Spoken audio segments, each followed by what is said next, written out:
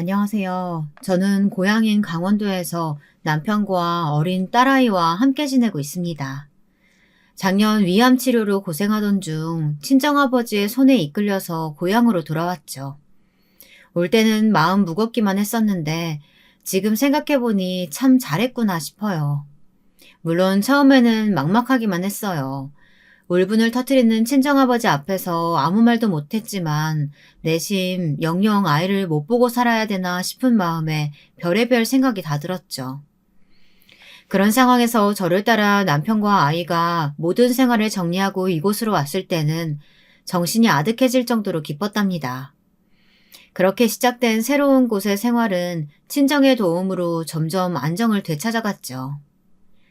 남편은 정말이지 제가 힘들었던 그 모든 순간을 버틸 수 있게 해주는 든든한 지원군이었어요. 누군가는 남편을 남의 편이라고 한다지만 연애할 때도 그리고 결혼 생활 내내 남편은 제 편이 아니었던 적이 한 번도 없었답니다. 시댁이라면 몸서리치는 친정 아버지도 남편만큼은 아들보다 더 아들같이 여기실 정도예요. 시댁과는 현재 완전 인연을 끊어버린 상태랍니다. 물론 제 사정을 모르는 사람들은 어떻게 천륜을 끊어놓을 수 있느냐고 비난하시는 분들도 더러 있는데요. 오죽하면 그랬겠어요. 같은 직장에서 근무했던 남편과 저는 부서가 달라 서로 만날 일이 거의 없었어요. 그러다 대형 프로젝트를 함께 하면서 처음으로 인사를 나눴죠. 당시 저는 일 욕심이 워낙 많았던 때라 프로젝트를 성공시키고 싶다는 생각뿐이었거든요.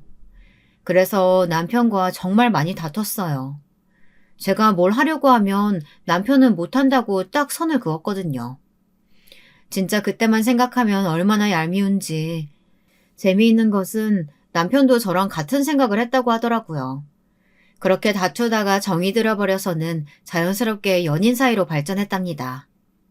하지만 결혼은 다르더군요. 첫 인사 때부터 난관이었어요. 남편은 인사를 가기 전 저를 붙들고 시어머니가 무슨 말씀을 하시든 한 귀로 듣고 한 귀로 흘려야 한다고 아주 신신당부를 하더라고요. 남편은 자신과 쌍둥이 누이가 3살이 되던 해 시아버지께서 객사했다는 이야기를 시작으로 시어머니 혼자서 2아이를 키우시느라 고생을 많이 하셨다고 알려주었죠. 그것이 핑계가 될 수는 없지만 시어머니께서는 필터 없이 직설적으로 하고 싶은 말을 다 하시는 타입이라고 하더군요. 저는 솔직히 처음 그 이야기를 들었을 때는 남편이 괜히 겁을 준다고 생각했어요.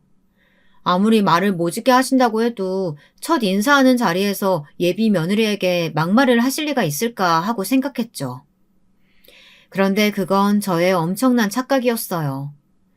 시어머니는 제 예상을 가볍게 넘어섰죠. 첫 인사드리는 자리에는 시어머니와 시누이가 나와 있었어요. 문을 열고 들어가 인사를 드리는데 뭔가 싸한 기분이 들더라고요.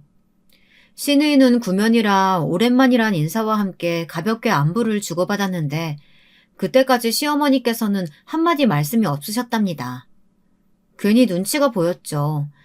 처음 만난다는 부담도 있었지만 인사조차 받지 않으시는 것이 여간 신경 쓰이는 일이 아닐 수 없었어요. 저는 힐끔힐끔 시어머니를 바라보다 눈이 딱 마주쳤어요. 화들짝 놀란 저와는 다르게 시어머니께서는 무슨 상품 가치를 살피는 사람처럼 저를 위아래로 훑어보시더니 혀를 차시더라고요. 저렇게 삐쩍 말라서는 애는 낳겠어? 무슨 병이라도 있는 거 아니냐? 제 인사에 돌아온 답변에 저는 너무 충격받아 입만 떡하니 벌리고 시어머니를 바라봤어요. 믿기지가 않았죠. 지금 내가 무슨 말을 들은 거지 혼란스러울 뿐이었어요. 제가 좀 마른 편이긴 했거든요. 체질적으로 좀 그래요. 아무리 노력해도 살은 안 찌더라고요. 저에게는 콤플렉스인데 그걸 처음 보는 자리에서 이렇게 사람 면전에 대고 이야기하실 줄은 누가 알았겠어요. 그 와중에 남편은 시어머니께 이를 악물고는 으르렁거리듯 말하더군요. 어머니, 지금 사람 앞에 두고 무슨 말씀하시는 거예요? 내가 어디 틀린 말 했어? 무슨 보리자루도 아니고 비실비실거리는 게 살림은 하겠니? 너 내조는 제대로 하겠어? 아니, 저 녀석이 3살 먹은 애도 아니고 내조는 무슨 내조예요. 자기가 알아서 하는 거지. 그리고 여기가 무슨 조선시대도 아니고 첫인사 자리에서 이게 무슨 무례야. 시누이까지 나서서 시어머니에게 쏘아붙이자 시어머니께서는 더 펄쩍펄쩍 뛰며 못할 말 한 것도 아닌데 자식놈들이 쌍으로 덤벼든다고 소리를 고래고래 지르셨죠. 아수라장이 이런 거다 싶을 정도였어요. 저는 정신이 아득해지면서 당장이라도 이 자리에서 도망쳐야겠다는 생각이 절실하게 들었어요. 시어머니 목소리가 얼마나 큰지 밖에 있던 종업원들이 무슨 난리라도 난 거 아닌가 싶어 매니저까지 대동해서 확인하러 왔더라고요. 그렇게 매니저가 다녀가자 조금은 진정되신 건지 시어머니께서는 냉수를 벌컥 들이키셨죠. 내가 거짓말은 못한다. 맞으면 맞는 거고 아니면 아닌 거지. 듣기 좋은 꽃노래? 그런 거 다 무슨 소용이냐? 그만 좀 하세요, 어머니. 뭘 그만해? 우리 집 며느리 되고 싶거든 살부터 찌워. 제사며 차례며 김장까지 할 일이 태산인데 그런 꼴로 뭘 하겠어? 시어머니께서 하시는 말씀에 저는 깜짝 놀라고 말았어요. 차례니 제사라니 분명 남편에게 절에 모셔두었기 때문에 일체 집에서 하는 일은 없을 거라고 들었는데 갑자기 이게 무슨 소리인가 싶었죠.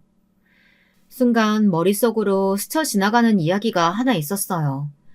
며느리가 생기니까 없었던 차례며 제사를 다시 지내기 시작했다는 친구네 시댁 이야기였죠. 남편과 시누이도 처음 들었던 모양인지 고개를 갸웃거리더군요. 제가 듣기론 근처 절에 모셔두고 지낸다고 하던데요. 집에서 차례와 제사 안 지낸 지 꽤 되셨다고요. 그래서 그건 며느리 없었을 때고 이제 며느리 들어오면 당연히 다시 지내야지. 새 사람 들어왔으니 인사도 할 겸. 내가 말은 안 했지. 그동안 바쁜 거 핑계로 제대로 못 챙겨드려서 얼마나 죄송스러웠는데 이제 할 사람이 생겼잖냐. 시어머니의 뻔뻔하다 할 정도의 답변에 숨이 턱하고 막히는 기분이었어요. 아니, 설사 진짜 그럴 마음이 들었다고 하더라도 며느리에게 대놓고 저런 말하는 일이 어디 흔한가 싶었죠. 저희 집도 절에 맡긴 지 오래고 어머니께서도 20년 이상 절에서 모셨으면 그대로 절에서 하는 게 어떨까 싶은데요. 상에 올리는 음식이 무엇인지 어떻게 준비하는지도 모르면서 그냥 의욕만 앞서는 것이 오히려 조상님께 신뢰가 될 것 같아서요. 그게 뭐가 어렵다고? 하긴 엄마 없이 자랐으니 네가 뭘 알겠니? 걱정 마라. 내가 치매 걸린 노인네도 아니고 아직 다 기억하고 있다. 무슨 말을 그렇게 하세요? 거기서 그 말이 왜 나오시는데요? 내가 없는 말 했어? 안 써돈 일찍 돌아가셨다며. 그래서 홀아버지 아래에서 자랐다고 했잖아. 그럼 뭘 배웠겠어?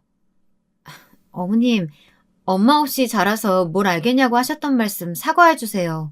저 그런 소리 들을 만큼 어머니께 잘못하지 않았어요. 그럴 게 지금이 첫 인사 자리잖아요.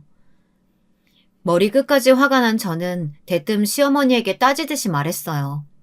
삽시간에 룸 안에 공기가 얼어붙었죠. 시어머니께서는 못 들은 말을 들었다는 표정으로 저를 바라보셨고 시누이 역시 놀란 얼굴을 하고 있었어요. 남편은 얼굴을 잔뜩 굳히고는 시어머니를 향해 한 소리 하더군요. 방금 하시면 안 된 말 하셨어요. 크게 실수하셨다고요. 사과? 지금 사과라고 했냐? 내가 뭘 잘못했다고 사과를 하란 말라야. 네 입으로 그랬잖아. 제사 차릴 줄 모른다고. 그게 다 엄마가 없어서 배우지 못해서 그런 거 아니냐고. 내가 뭘 심했다는 거냐? 진짜 어머니 이렇게 나오실 거예요? 당장 사과해 주세요. 내가 뭘 잘못했다고? 부끄럽게 왜 이렇게 말씀을 아무렇게나 하세요? 미안해요. 내가 대신 사과할게요. 저는 아무런 대답도 하지 않고 가만히 시어머니를 바라보았어요. 시어머니는 저게 어디 어른을 보는 눈이냐며 더 펄쩍 뛰었죠. 남편은 그런 시어머니의 말을 딱 자르고는 이만 일어나겠다고 말하며 제 손을 잡아 끌었습니다. 저 역시 한순간도 이곳에 더 있고 싶지 않았기에 남편이 이끄는 대로 자리에서 벗어났고요. 등 뒤로 시어머니의 고함이 들렸지만 저도 남편도 돌아보지 않았어요. 저는 이 모든 과정을 겪으면서 결혼을 그만둬야겠다는 생각을 했어요. 아무리 남편을 사랑하지만 그렇다고 이런 시어머니를 참아야 할 이유는 없다고 생각했죠. 당연히 저는 그날 저녁 헤어지겠다고 말했어요. 남편은 그럴 수 없다고 매달렸고요. 시누이까지 찾아와서는 마음을 돌려달라고 하더군요. 딱 그때 돌아섰어야 했는데 바보같이 사랑이 뭐라고. 일주일 동안 매일같이 찾아와 나 없이는 못 산다는 남편의 말에 결국 마음을 돌리고 말았네요. 지금 생각하면 미친 짓이 분명했죠. 주변에서 사람은 고쳐 쓰는 것 아니라고 하면서 절대 시어머니란 사람 달라지지 않을 테고 안 된다고 했거든요. 그때 그 말을 들었어야 하는데 무슨 옥이었는지 기어코 반대를 뒤로하고 결혼했답니다. 저희의 신혼생활은 걱정했던 것에 비해 행복하고 편안했어요. 시어머니께서 어떻게 나오실지 초반에는 긴장이 많이 되었지만 거리가 좀 있어서 그런가 생각만큼 자주 만나뵐 일도 없더라고요. 그래서 저도 살짝 긴장을 좀 풀었죠. 그런데 꼭 사고는 이런 순간 생기잖아요. 결혼하고 반년 정도 지났을까요? 큰 사건이 터지고 말았어요. 시어머니께서 짐을 싸서는 저희 집으로 들이닥치신 거죠. 그날은 외부 미팅을 마치고 일찍 퇴근한 날이었어요. 오랜만에 남편이랑 자주 먹던 꽃게탕 생각이 나서 재료를 사들고 귀가했죠. 저녁 메뉴를 듣고 난 남편 역시 일찍 귀가하겠다고 연락이 왔고요. 한창 저녁 준비를 하는데 초인종이 울리더라고요. 올 사람이라고는 남편뿐인데 무슨 벨소리인가 싶어 확인을 하니 세상에 시어머니가 떡하니 서 계시는 거예요. 저는 너무 놀라 저도 모르게 현관에서 신발을 벗는 시어머니께 무슨 일로 오셨냐고 묻게 되었죠.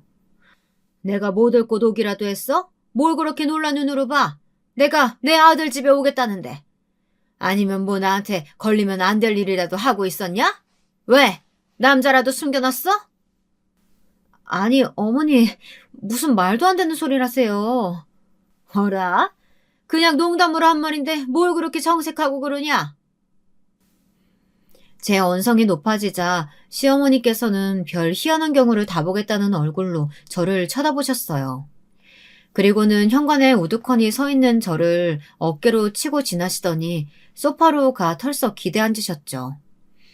저는 점점 얼굴로 열이 오르는 것이 느껴졌지만 꾹 눌러 참고는 남편에게는 말씀하셨냐고 물었어요. 시어머니께서는 제 대답을 깔끔하게 무시하시고는 시원한 냉수라도 내오라고 하셨죠. 저는 주방에서 시어머니 몰래 남편에게 카카오톡을 보냈어요. 금방 확인을 한 건지 바로 전화가 왔죠. 어머니가 오셨다니 그게 무슨 말이야? 말 그대로야. 당신 모르고 있었어? 알았으면 얘기했지. 어머니 언제 오셨는데? 방금? 뭐라고 하시면서 오셨는데? 시원한 물 가지고 오라고 한 지가 언젠데 아직이야? 행동이 이렇게 굼떠서 사회생활은 어떻게 한다는 거냐? 빨리빨리 안 움직여? 남편의 무릎에 답하는 와중에 시어머니의 재촉하는 소리가 들렸어요. 그 소리가 남편에게도 들렸는지 남편이 지금 바로 퇴근하겠다고 하더군요. 전화를 끊은 저는 시어머니께 시원한 물을 가져다 드리며 남편이 곧 돌아오기로 했다고 말을 했어요. 시어머니께서는 물을 드시면서 집안을 훑어보셨어요. 저희 결혼 직후에 오시고는 처음이라 그러시는지 꼼꼼하게 둘러본다는 느낌이 들 정도로 집요하게 시선을 옮기고 계셨죠. 뭐가 마음에 들지 않으시는지 미간에 잔뜩 주름이 잡힌 상태로 말이에요. 한참을 그렇게 집을 보시던 시어머니께서는 저녁 준비도 안 하고 뭐 하냐고 하셨어요. 저는 허둥거리며 주방으로 들어갔죠. 지금 생각해보면 뭐가 그렇게 무서웠을까 싶기도 해요. 죄를 지은 것도 아닌데 말이죠. 하지만 그때는 1분이 몇 시간이나 되는 것처럼 긴장되고 등에서는 식은땀이 흘렀답니다. 남편이 언제 오나 시계만 보게 되고요. 얼마 후 현관문 소리가 나면서 남편이 들어왔어요. 남편 역시 오자마자 시어머니께 연락도 없이 무슨 일이냐고 하더군요. 아니 내 새끼 얼굴 보러 오는데 허락이라도 받아야 한다니? 며느리라는 것도 시어머니 보자마자 무슨 일이냐고 하더니만 아들 새끼도 똑같은 소리 하네. 연락도 없이 오시니까 그러죠. 매년 이맘때면 가게 일로 정신없이 바쁘다고 하셨잖아요. 가게 수리 좀 하면서 이참에 내부랑 집도 새로 인테리어 싹 할까 싶어 알아보니까 3주는 걸린다고 하기에 왔지. 내가 아들 집 두고 호텔에서 지낼 필요는 없잖아. 안 그래? 그럼 3주 동안 여기 계시겠다고요? 시어머니의 말씀에 저도 모르게 소리가 커졌어요. 시어머니께서는 눈을 빛내시며 뭐가 불만이냐고 저를 노려보셨죠. 그 표정에 제가 실수를 했다는 것을 깨달았지만 이미 늦었고요. 시어머니께서는 잘 걸렸다는 표정을 지으시며 시어머니가 3주 정도 있겠다는데 그게 그렇게 싫은 티 팍팍 낼 일이냐며 꼬투리를 잡으셨어요. 저는 그런 의도가 아니라고 말씀드렸지만 시어머니께서는 억울하다는 얼굴로 남편을 바라보며 며느리가 이렇게 시어머니를 구박한다고 억지 소리를 늘어놓으셨어요. 남편은 곤란한 얼굴을 하며 한숨을 길게 내쉬었죠.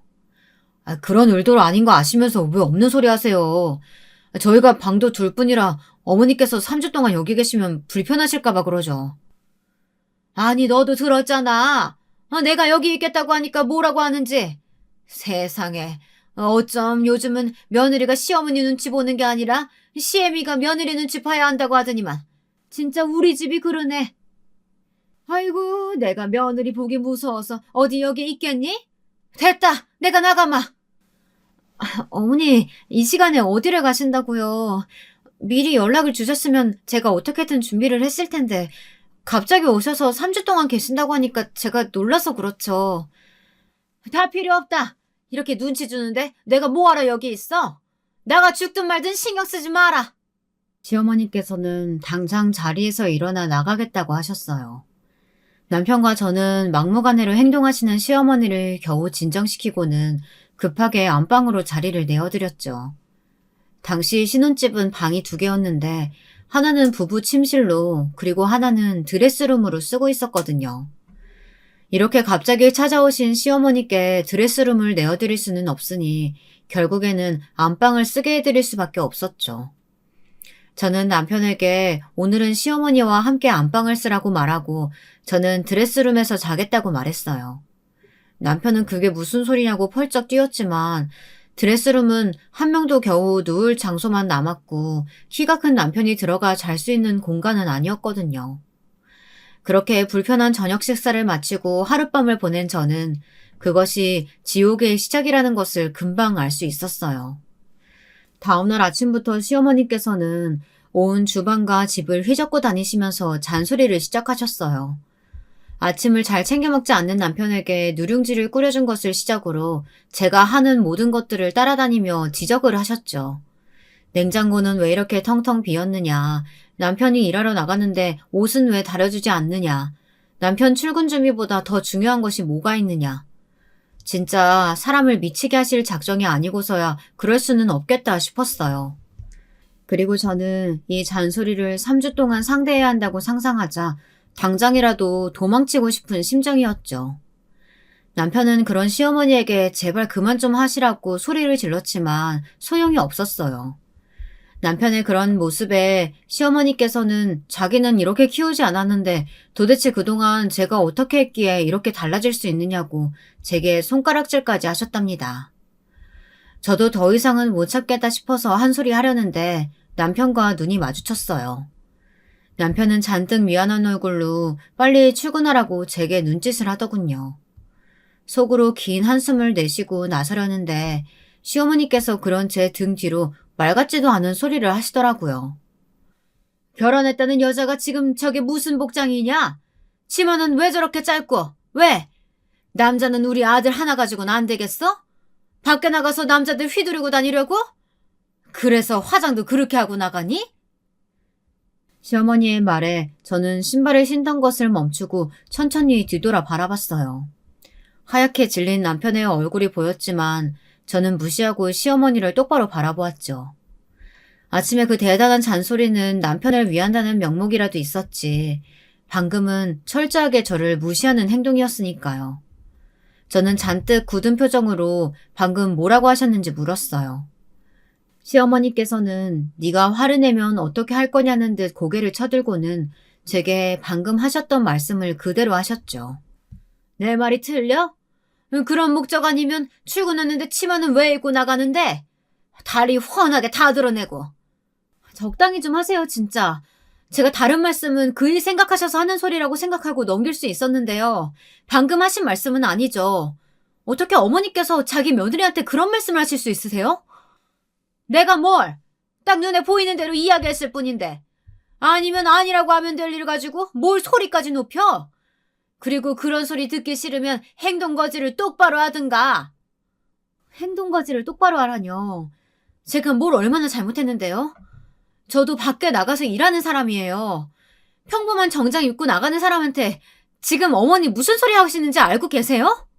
머리 끝까지 화가 난 제가 시어머니에게 따지듯 말하자 시어머니께서는 동네 사람들 다 들어보라고 하시며 큰 소리로 며느리가 시어머니를 잡는다고 아파트가 떠나가라 소리를 지르셨죠. 남편은 제게 자신이 해결할 테니 어서 나가보라고 하면서 현관으로 저를 밀어냈어요.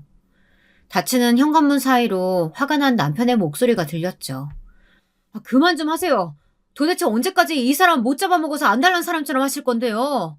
일하실 거면 앞으로 저희 집에 오실 생각하지 마세요. 아시겠어요? 아들, 저게 널 어떻게 꼬였으면 네가 나한테 그런 말을 하니? 내가 널 어떻게 키웠는데?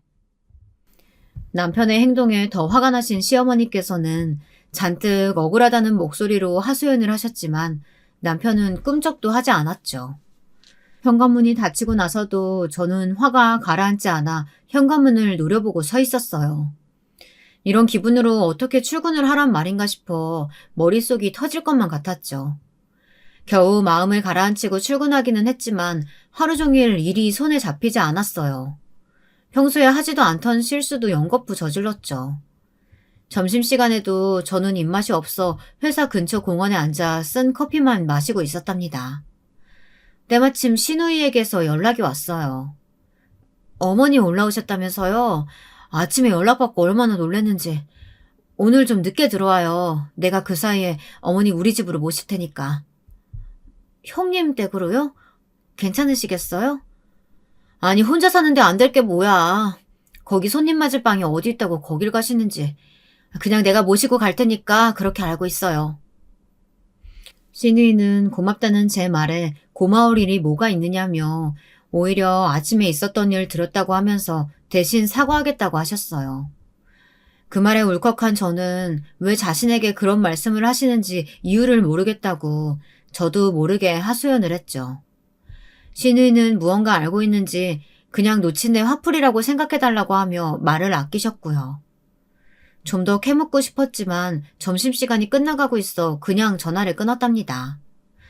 그날 저녁 야근을 마치고 집에 들어가니 시누이가 벌써 다녀갔는지 남편만 있더군요. 남편은 연신 미안하다는 말과 함께 앞으로 이런 일 없게 하겠다고 몇 번이나 약속했어요. 사실 다 알고 있잖아요. 그런 약속이 지켜질 일 없다는 것을. 그런데도 저는 당시 남편의 그 약속을 믿고 그냥 넘어가 버렸죠. 그 일이 있고 나서부터 시어머니께서는 점점 더 저를 싫어하는 티를 팍팍 내셨어요. 물론 저 역시도 그런 시어머니와 마주하는 것을 대놓고 불편해했고요. 그때마다 며느리가 시어머니 어려운 줄 모른다는 소리를 지르셨지만 그것도 한두 번이지 자주 듣다 보니 무시하게 되더라고요. 그러던 어느 날 정말 제 기억에서 영원히 잊을 수 없는 일이 일어났답니다. 결혼한 지 10개월 정도 지났을까요? 평소와 다르게 속이 불편하고 자꾸 몸이 나른한 것이 기분이 이상하더라고요. 월경을 건너뛴 것도 의심스럽고 해서 병원에 갔더니 임신이라고 하더군요. 저는 너무 기뻐서 병원에서 나오자마자 남편에게 전화를 걸었어요. 평소 아이는 셋까지 낳자고 할 정도로 저와 남편도 아이를 좋아해 내심 기다리고 있었거든요. 전화기 너머로 남편의 뛸 듯이 기뻐하는 목소리에 눈물이 날 정도였죠. 친정에서도 시댁에서도 다들 축하한다는 전화가 쏟아졌답니다. 저는 주체할 수 없는 행복함이란 이런 것을 두고 하는 말이구나 싶은 생각이 들었어요. 아랫배를 쓰다듬어 보며 뇌 속에 새로운 생명이 찾아왔다는 사실이 믿겨지지가 않았죠. 하지만 행복은 그리 길지 않았습니다. 기형아 검사를 통해 아이에게 이상이 있다는 것을 알게 되었거든요. 병원에서는 어떻게 하실 생각이냐고 묻더군요.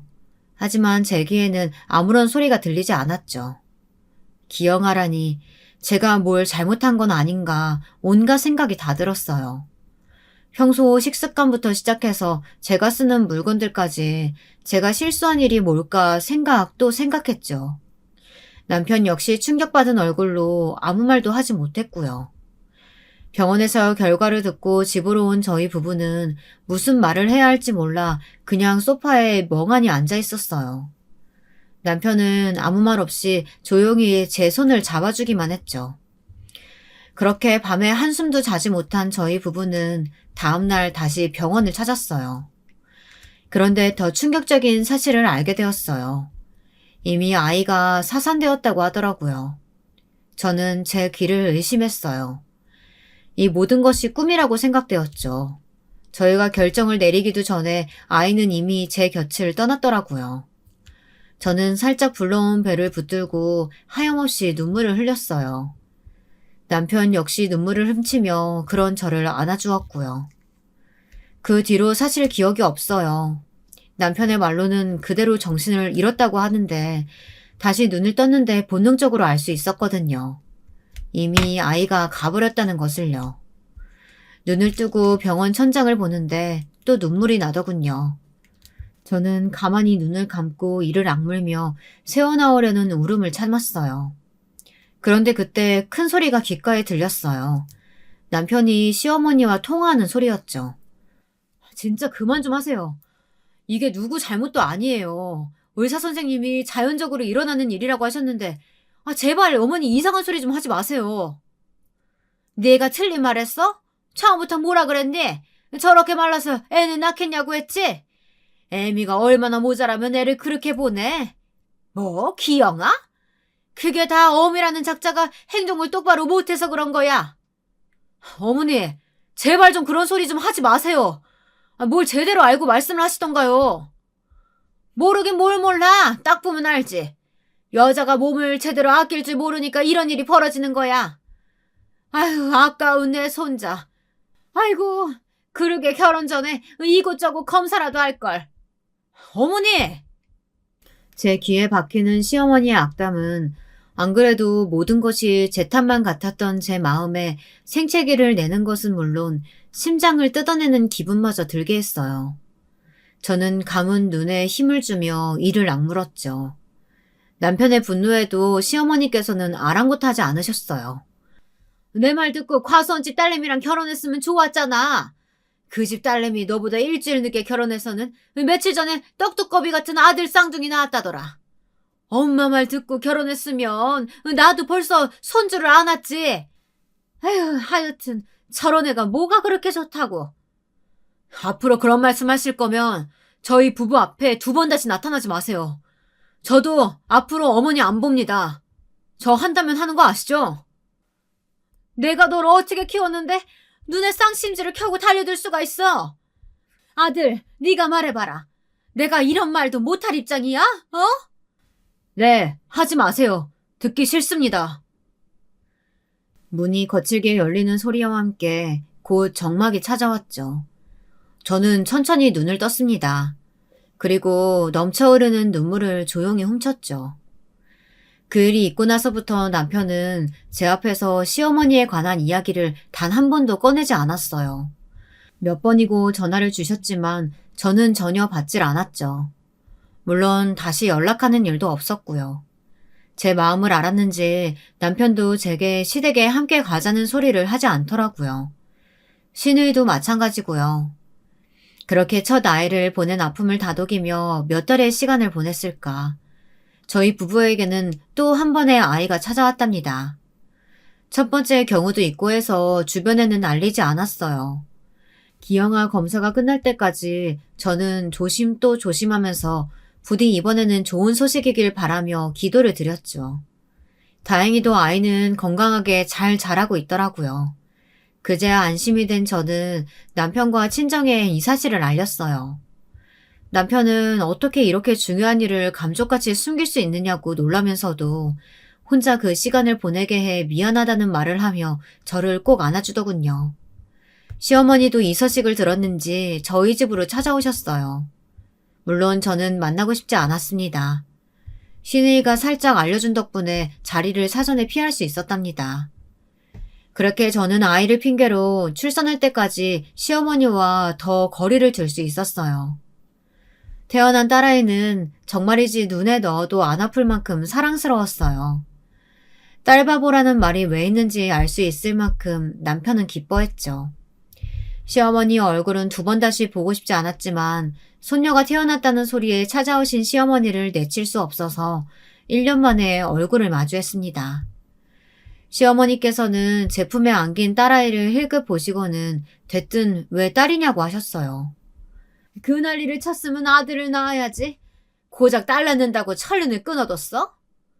좋은 날 망치지 마시고 그런 소리 하시려면 그만 가세요. 또 무슨 말씀을 하시려고요. 손주 얼굴 보고 싶다고 해가지고 모시고 왔더니 이러실 거면 저랑 일어나세요. 너희는 며느리가 뭐가 그렇게 무서워서 이렇게 설설겨? 왜? 사돈댁이 어마어마한 부잣집이라도 된다니? 그래서 한자산 떡하니 준대? 그것도 아닌데 뭘 그렇게 눈치를 봐? 처대 지 잘못으로 그렇게 보냈으면 죽은 듯이 지내도 모자랄 판에 내 아들 등 뒤에 숨어서는 얼굴 한 번 안 보이더니 겨우 딸? 네, 참. 어머니 보여드릴 생각으로 낳은 딸 아니고요. 저희 부부의 자식이에요. 제게는 소중한 아이고요. 그렇게 태어난 손주한테 막말하고 싶으시면 나가세요. 나가서 마음껏 하시라고요. 저는 듣기 싫으니까. 저는 속으로 그러면 그렇지. 사람이 바뀔 리가 없지 하는 생각으로 시어머니에게 나가달라고 말했어요. 시어머니께서는 당연히 펄쩍 뛰셨지만 저는 아예 등을 돌리고 앉아 딸아이를 품에 꼭 안았죠. 남편은 그런 제 모습을 물끄러미 바라보더니 시누이와 함께 시어머니를 모시고 나가더군요. 끌려나가듯 나가시는 시어머니는 마지막까지 제게 요물이 자기 아들 눈을 가렸다고 화를 내셨지만 시어머니의 말은 더 이상 제게 아무런 의미가 없었답니다. 남편은 미안한 얼굴로 아무 말도 못하고 곁에 앉았어요. 저는 그런 남편에게 처음부터 아무런 기대가 없었으니 신경 쓰지 말란 말만 했죠. 아이를 키우는 일은 쉽지 않았습니다. 모든 것이 처음인 저희 부부에게는 매일이 전쟁 같았죠. 그래도 시간이 어찌나 빨리 흐르는지 아이는 눈에 띄게 빠르게 자라더라고요. 그 모습을 보면서 너무 빨리 자라지 말아줬으면 좋겠다는 생각이 드는 날도 있었고요. 저는 1년 정도 육아휴직을 내고 아이를 키웠어요. 딸아이가 자라는 모습을 보면서 복귀하는 것이 아쉽기만 했죠. 낯가림이 없는 아이는 돌이 지나고 나서 어린이집에 다니기 시작했어요. 대학 시절부터 친하게 지냈던 선배가 같은 단지에서 가정보육을 하고 있었거든요. 아이를 선배에게 맡겨두고 회사에 복직한 저는 곧 다시 그만둬야 할 일이 생기고 말았답니다. 회사에서 있었던 건강검진에서 위에 이상이 있는 것 같으니 재검을 했으면 한다고 하더라고요. 처음에는 위궤양이 좀 심한가 보다 했는데 충격적이게도 위암 초기라는 소리를 하시더군요. 다행스럽게도 빨리 발견되어서 항암 치료까지 할 필요는 없지만 그래도 수술하고 요양을 해야 한다고 하더군요. 제가 체력이 약해서 치료가 길어질 수 있다고 하고요. 생각지도 못한 소식에 저는 머릿속이 멍해졌습니다. 암이라니. 사실 친정어머니께서 대장암으로 돌아가셨기 때문에 평소에도 조심을 하는 편이었거든요. 저는 떨리는 마음으로 친정아버지에게 이 소식을 전했습니다. 친정아버지께서는 한참을 아무 말씀 없으시더니 초기에 발견되었으니 괜찮을 것이라고 하셨죠. 하지만 전화기 너머로 들리는 목소리는 눈물을 참는 사람처럼 떨리고 있었죠. 남편 역시 마찬가지였어요. 의사 선생님을 따로 만난 남편은 초기라서 수술도 간단할 것이라고 하면서 충분히 좋아질 수 있다고 제게 용기를 주었죠. 수술까지는 일사천리로 이어졌어요. 바로 입원을 했고 수술을 진행했죠. 다행히 여기저기 퍼진 것도 없어서 수술은 잘 끝났고 요양만 잘한다면 평소와 다름없는 생활을 할 수도 있다고 하셨어요. 저는 딸아이의 얼굴을 볼 수 없다는 사실이 너무 마음 아팠어요. 빨리 몸이 좋아져서 아이를 만나고 싶다는 생각만으로 가득했죠. 그렇게 저 나름대로 희망찬 날들을 보내고 있던 중이었어요. 시어머니에게서 전화가 왔죠. 당연히 저는 무시를 했고요. 지금까지 전화를 받지 않자 연락조차 없으셨던 분이 무슨 일인가 궁금하기도 했지만 그것도 잠시였어요. 저와 딸아이에게 퍼부었던 악담이 떠오르면서 몸소리가 처지더라고요. 그렇게 몇 번의 전화를 무시하던 어느 날이었어요. 추석을 일주일 정도 앞둔 날이었죠. 그날은 친정아버지께서 서울에 볼 일이 있어서 오신 김에 저와 딸아이를 보러 온다고 연락을 주셨던 날이었어요. 수술 이후 처음으로 친정아버지를 만나는 것이라 내심 들뜨기도 했어요.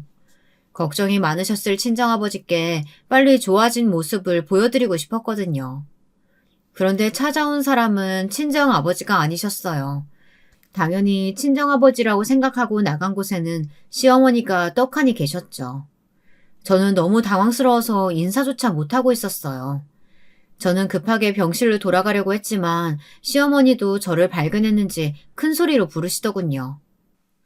아이고, 귀한 며느님 얼굴을 이제 보네.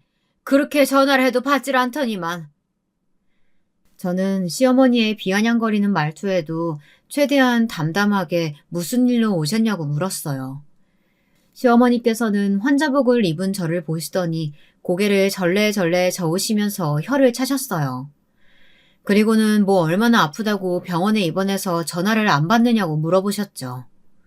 저는 이러쿵저러쿵 말하기 싫어 어떻게 알고 오셨냐고 물었어요. 남편이나 시누이가 알려줬을 리가 없었거든요. 제가 시어머니와 거리를 두고 있다는 사실을 누구보다도 잘 알고 있었을 테니까요. 시어머니께서는 시누이 집에 갔다 병원 진단서를 받다고 하시더라고요. 보험회사에서 일하고 있는 시누이가 이것저것 알아봐주면서 서류 처리를 도와줬는데 그걸 보신 모양이더라고요. 하다하다 이제는 위암이니? 전생에 무슨 죄를 지어서 너 같은 며느리를 얻었는지. 아휴, 내 팔자야. 그런 말씀 하시려고 여기까지 오셨으면 그냥 가세요, 어머니. 저는 할 말도 들을 말도 없으니까요. 하여튼 가정교육 못 받은 티를 이렇게 낸다니까. 다 필요 없고 지금까지 유산이니 임신이니 온갖 핑계 대고 안 내려왔으면 올해는 내려와야 할 것 아니냐? 멀쩡히 걸어다니는 꼴 봐서는 아픈 데도 없는 것 같은데 잔말 말고 추석에 내려와서 차례 준비해. 무슨 차례요? 다 절에서 모시는데 무슨 소리세요? 어이가 없던 저도 모르게 큰 소리를 내고 말았어요. 주변에서 힐끔거리는 것이 느껴졌지만 그런 것은 아무래도 좋았죠. 처음 인사드릴 때 하셨던 말씀이기는 했지만 남편이 이미 딱 잘라 정리한 것으로 알고 있던 저는 당연히 시어머니께 물었죠. 시어머니께서는 기억 안 나느냐고 하면서 오히려 더 화를 내셨어요. 너 없어서 계속 미루기만 했는데 올해는 별거 없잖아. 그러니까 더 큰 소리 나게 하지 말고 얌전히 와서 음식이나 해라. 앞으로는 계속 집에서 차례도 제사도 지낼 테니까. 아니요, 어머니. 저는 안 내려갑니다. 그 일랑 다 끝난 얘기잖아요. 절에 모시는 걸로요. 그리고 무엇보다도 아직 퇴원해도 된다는 소리 못 들었어요. 그러니 안 갑니다, 저는. 뭐? 안 내려와? 하늘 같은 시애미가 내려오라는데 어디서 못한다는 소리가 나와? 너 같은 애를 며느리로 받아줬으면 감사합니다 하고 넙죽 엎드리지는 못할 망정. 뭐? 저 같은 애가 어떤 앤데요? 왜요? 또 엄마 없이 자라서 못 배웠다고 하시려고요? 네 흠이 그것만이냐? 애도 제대로 간수 못해서 첫애 그렇게 보내더니 겨우 둘째로 딸? 뭐 마음에 하나 드는 구석이 없는데 그래도 꾹 참아주는 거 안 보여? 참아주신다고요, 어머니가? 어머니가 언제 참아주셨는데요? 하시고 싶은 말, 상대방에게 상처가 되든 말든 다 하시면서 뭘 참아주신다는 말씀이신데요? 이게 끝까지 어디 앞이라고 눈 똑바로 뜨고? 시어머니께서는 제가 대드는 모습이 마음에 들지 않으시는지 다짜고짜 손을 올리시더군요. 그리고는 곧장 제 뺨으로 내리치셨죠. 큰 소리와 함께 주변 사람들의 헉하는 소리가 곳곳에서 울렸죠. 하지만 시어머니께서는 한 대로는 성에 차지 않으셨는지 또다시 손을 올리셨어요. 울컥한 제가 시어머니의 손을 막으려고 하는데 저보다 한 발 빠르게 움직인 사람이 있더라고요. 친정아버지셨죠. 시어머니를 막은 친정아버지께서는 핏줄이 선명하게 올라올 정도로 팔에 힘을 주고 계셨어요. 사돈, 지금 이게 뭐 하는 짓이세요? 제가 묻고 싶은 말이네요. 지금껏 제 딸한테 이렇게 하셨습니까? 사람들 다 보는 앞에서 막말하고 손찌검하고 그러셨어요? 아버지, 그게 아니라 가만히 있어라. 지금 어른들 얘기하는 중이다. 친정아버지의 팔을 조심스럽게 잡아당기며 불렀지만 꿈쩍도 하지 않으셨어요. 시어머니도 상황이 심상치 않다 싶으셨는지 한 발자국 물러서셨죠. 시어머니께서는 거듭되는 친정아버지의 물음에 잠시 위축되신 것처럼 보였지만 그것도 잠깐이었어요. 친정에서 어떻게 가르치셨는지 결혼하고 시댁에는 코빼기도 보이지 않는 며느리를 그럼 어떻게 할까요? 온갖 핑계랑 핑계는 다 대면서 나타나질 않더니 이제는 제 아들까지 연락이 뚝 끊기게 만들더라고요. 아주 딸을 잘 가르치셨습니다, 사돈. 핑계? 다 아이들 사정이 있었던 거 아닙니까? 그런데 고작 그걸로 막말을 그렇게 퍼붓고 계셨습니까? 막말이라뇨? 제가 어디 틀린 말 했습니까? 길 가는 사람들 붙들고 물어보세요. 100이면 100, 다 제 아들이 아깝다고 하지. 가정교육을 제대로 받은 건 맞는지 의심스러운 환경에 무슨 업소 나가는 사람처럼 립스틱 바르고 다니질 않나. 결혼했으면서 다리 훤하게 다 드러내고 다니고. 사돈은 딸이 이렇게 하고 다니는지 알고나 하시고 하는 말씀이세요? 그런 애도 제가 며느리라고 가르치면 되겠지 하고 얼마나 참아주는지 아십니까? 이번 추석부터 내려와서 차례 지내면 다 넘어가려고 했어요. 근데 나 원참 감히 중간에서 제 아들 치고 흔들어서 천륜도 끊게 만들었어요. 사돈께서는 모든 일을 자초했다는 생각은 안 드십니까? 오죽하면 아이들이 그랬을까요? 아이들이 그동안 아무 말을 안 해서 몰랐는데 사돈어른 하시는 걸 보니 왜 아이들이 그렇게 행동했는지 알겠군요. 이렇게 막무가내에 상식이라고는 조금도 없는데 무슨 이야기를 하겠다고? 그리고 너도 왜 여기 내려와 있어? 아직 몸도 회복되지 않았는데 올라가라. 친정아버지께서는 제 팔을 끌고는 상대하지 말고 올라가 있으라고 하셨어요. 하지만 시어머니께서는 여전히 날뛰셨죠. 집중되는 시선에 얼굴이 다 화끈거렸어요. 그때였어요. 시어머니께서 어디를 갔느냐고 저를 붙들다 제 머리채를 잡으셨어요. 깜짝 놀란 친정아버지께서는 다급하게 시어머니의 손을 쳐내셨죠. 시어머니께서는 가길 어딜 가느냐고 소리를 지르셨어요. 아직 어른 말씀 안 끝났는데 어디로 올라가? 네가 그렇게 되버라지고 속이 베베 꼬여서 암이나 걸리는 거야. 그때였습니다. 시어머니의 폭언이 끝나기도 전에 큰 소리가 다시 울렸어요. 아까 제가 맞은 소리와는 비교도 되지 않을 정도로 큰 소리였죠. 시어머니께서는 몸을 휘청거리시더니 중심을 잡지 못하고 넘어지셨어요. 친정아버지께서는 온몸을 부르르 떠시면서 넘어진 시어머니를 노려보고 계셨죠. 시어머니께서는 지금 자기를 때렸느냐고 떨리는 목소리로 친정아버지를 올려다보시더군요. 할 말이 있고 못할 말이 있지. 어떻게 아픈 애 앞에서 그런 말을 감히 내 딸한테. 지금 제정신이세요? 어떻게 어렵다는 사돈 얼굴에 손을, 그것도 뺨을. 왜? 우리 딸한테 손 올릴 땐 이런 일이 있을 거라고는 생각 못했어? 당장 꺼져! 내가 이렇게 넘어갈 것 같아? 내가 당장 이혼시킬 거야. 평생 이혼녀로 살게 만들 거라고. 이혼? 우리 쪽에서 바라는 바지. 그 집구석에 우리 딸한테 어디 가당키나 해? 당장 꺼져! 친정아버지께서는 제게 바로 올라가서 짐을 싸라고 하시더니 강원도 병원으로 옮기자고 하시더군요. 안 그래도 남편에게 들었는데 요양만 잘하면 금방 좋아진다고 하니 차라리 지금 강원도로 가자고 하시면서요. 때마침 남편이 오더군요. 남편은 바닥에 널브러져 앉아있는 시어머니와 잔뜩 화가 나 얼굴이 붉어진 친정아버지를 번갈아 보더니 이게 무슨 일이냐고 물었답니다. 친정아버지께서는 긴 말 필요 없다고 하시며 당장 저를 데리고 강원도로 데려갈 테니 깔끔하게 갈라설 준비를 하라고 하셨죠. 아버님, 이혼이라뇨. 갑자기 그게 무슨 말씀이세요? 저희가 왜 이혼을... 왜 이혼하라는지는 저기 저 양반한테 물어보고 두 번 다시 서로 얼굴 볼 일 없었으면 좋겠네. 평소에도 추진력으로는 둘째가라면 서러운 친정아버지는 그 자리에서 바로 태운 수소까지 깔끔하게 끝내시고는 제 손을 붙들고 병원을 빠져나오셨어요. 잔뜩 얼어있는 친정아버지의 모습에 차마 뭐라고 말도 못하고 그대로 끌려내려와 강원도로 내려갔죠. 내려오는 길에 친정아버지께서는 평소 잘 알고 지내시는 변호사에게 전화를 걸어 친권이고 양육권이고 하나도 빼놓지 말고 다 가져오라고 하셨어요. 차 안은 조용했습니다. 하지만 저는 곧 친정아버지께서 눈물을 꾹꾹 눌러 참고 계시다는 것을 알 수 있었어요. 저는 친정아버지의 손을 꽉 잡았습니다. 강원도로 내려온 일주일 동안 정말 많은 일이 있었어요. 사건의 전말을 알게 된 남편이 몇 번이고 병원으로 찾아왔죠.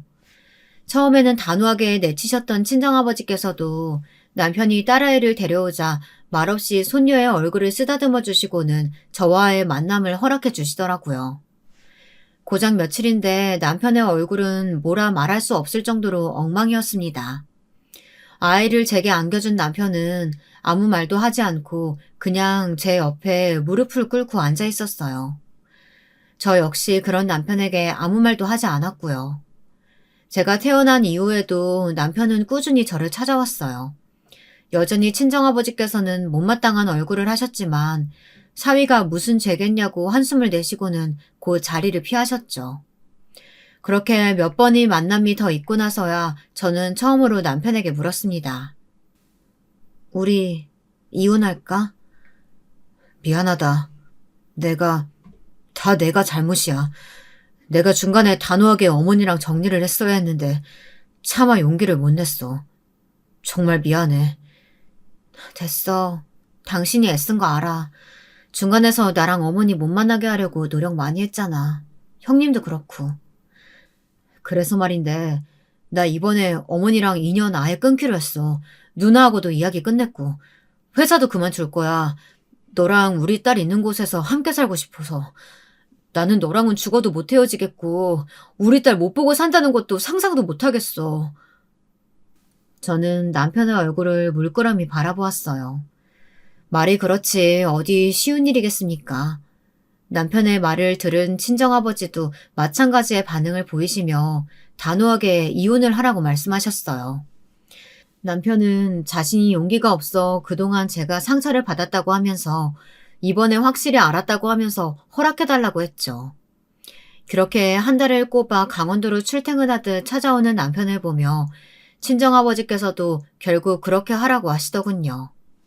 남편은 강원도로 내려와 직장을 구하고 정말 우리 세 가족의 새로운 삶이 시작되었어요. 친정아버지의 도움으로 자리를 빨리 잡을 수 있었죠. 중간에 몇 번 위기가 오기는 했는데 시어머니께서 어떻게 아셨는지 찾아오셨거든요. 내가 다 용서해 줄 테니까 이만하고 올라가자. 내 아들 그만 괴롭히고 올라가자고. 너 아니면 죽어도 안 된다는데 내가 어쩌겠니? 가자 그러니까. 용서요? 누가 누굴 용서하신다는 말씀이세요? 저는 어머니께서 저를 용서하실 만한 행동을 한 적이 없는데요. 잘못한 것이 아무것도 없는데 무슨 용서를 입에 올리세요? 그리고 그 일을 괴롭히는 사람이 누군지 정말 모르시겠어요? 내가 다 없던 일로 해준다잖아. 더 이상 여기서 뭘 더 하라는 거야? 더 하실 건 없어요. 그냥 저희 가족 앞에 나타나지만 않으시면 됩니다. 시어머니께서는 본인의 화를 이기지 못하고 난리를 피우셨지만 곧 들어온 남편의 손에 끌려나가셨어요. 남편은 시어머니를 향해 한 번 더 찾아오면 그때는 경찰을 부르겠다고까지 하더군요. 단호한 남편의 태도에 시어머니께서는 정신이 나간 사람처럼 남편의 이름을 불렀지만 남편은 돌아보지 않고 문을 세게 닫았죠. 그날 시어머니께서 어떻게 가셨는지 모르겠지만 두 번 다시 저희를 찾아오시지 않는 것은 확실했어요. 그 일이 있고 나서 많은 시간이 흘렀습니다. 아직도 시어머니가 퍼부은 악담과 폭언이 종종 꿈에 나오지만 그래도 많이 안정돼서 건강도 회복되어 일도 새로 시작하게 되었답니다. 앞으로도 깨끗하게 없던 일로 하고 살 수는 없겠지만 그래도 지금처럼만 지낼 수 있다면 소원이 없을 것 같네요. 제 이야기 끝까지 들어주셔서 감사합니다.